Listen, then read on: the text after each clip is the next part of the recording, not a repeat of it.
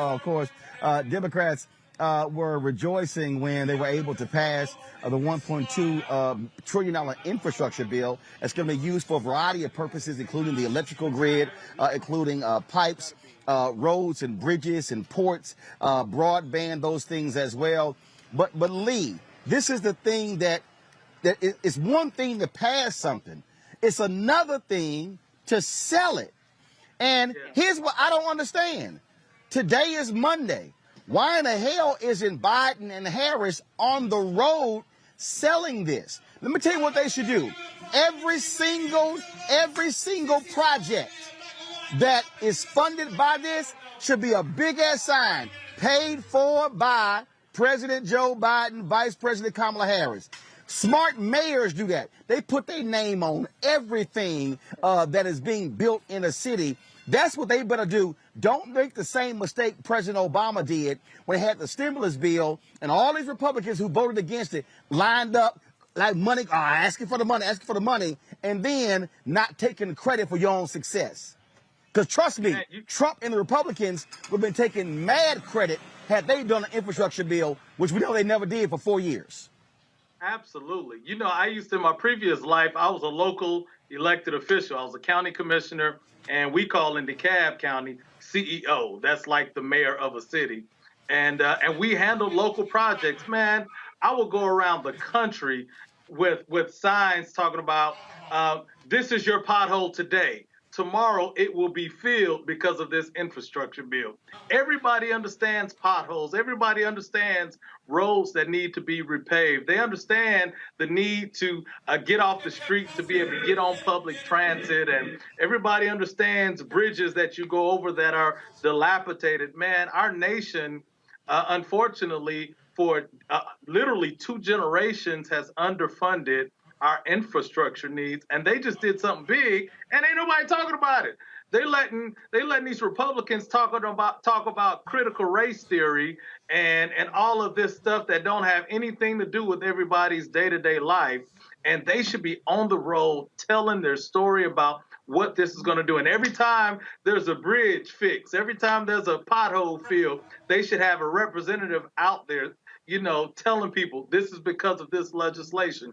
Elections have consequences, and when you elect the right people with the right policies, these are things that should happen. But I'm saying that to say this is a good bill and all of that, but I hate to go back to the voting legislation. But even as good as this bill is, y'all, I'm sorry, as a black man, as a person that is represented by people of color and all of that, man, you know, this is good, but man, this doesn't mean a hill of beans if we don't deal with voting rights and equal access and unfettered access and removal of these voter suppression laws through the resolution through federal legislation. But yeah, man, they just it's as if they don't know how to talk, and they're letting their opponents, their political enemies, win the day in terms of their messaging, and it's unfortunate.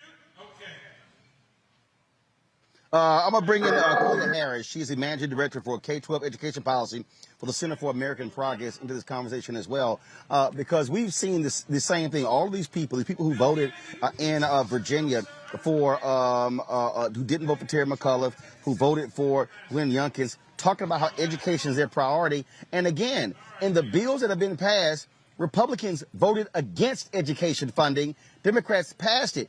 You got to tell folk what you did in order for them to know. Ashe, yes, you do. It is beyond me why, as you said, there aren't signs going up, fireworks, everything to let folk know that this infrastructure bill passed. One thing that wasn't in the infrastructure bill is money for repairing our dilapidated school buildings.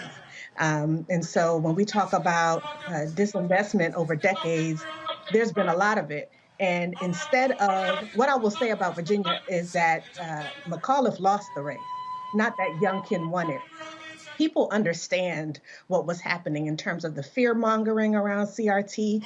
Most people don't know what that is. And instead, we lose our leverage when we don't say, this is what we're about. These are the education policies we want to pass. Youngkin, tell us what you're going to do. Are you going to refuse money from the federal government that comes for free preschool for 3 and 4 year olds, right?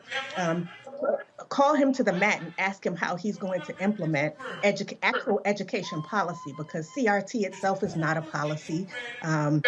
Discussing racism is not in and of itself a policy. What are the policies that you're actually going to pass that ensure that every child of Virginia has access to a quality education? And as we move into the 2022 election cycle, if we don't seize the high ground and if we don't stop taking the bait, if someone asks, are you teaching CRT? Don't get into this back and forth on whether or not that's happening in K-12, because there are aspects of it that do show up in K-12. That's the wrong conversation.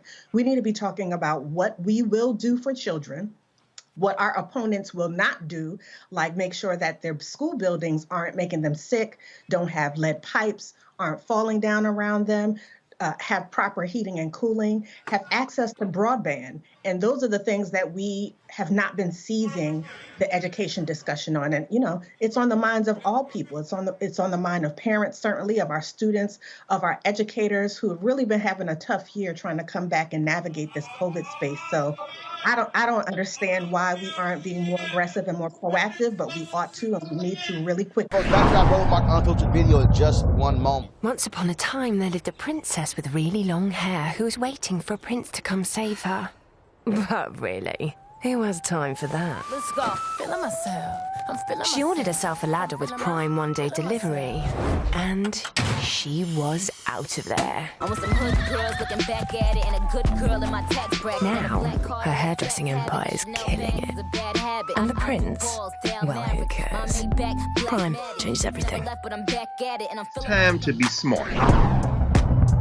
Roland Martin's doing this every day. Oh, no punches! Thank you, Roland Martin, for always giving voice to the issues. Look for Roland Martin in the whirlwind, to quote Marcus Garvey again. The video looks phenomenal, so I'm really excited to see it on my big screen. Support this man, Black Media. He makes sure that our stories are told. See, this difference between Black Star Network and Black-owned media and something like CNN. I got to defer to the brilliance of Dr. Carr and to the brilliance of the Black Star Network. I am Roland with Roland all the way. Honored to be on a show that you own. A black man owns the show. Folks, Black Star Network is here. I'm real revolutionary right now. Like, wow, Roland was amazing on there. Stay black. I love y'all. I can't commend you enough about this platform that you've created for us to be able to share who we are, what we're doing in the world, and the impact that we're having. Let's be smart. Bring your eyeballs home. You can't be Black-owned media and be scared.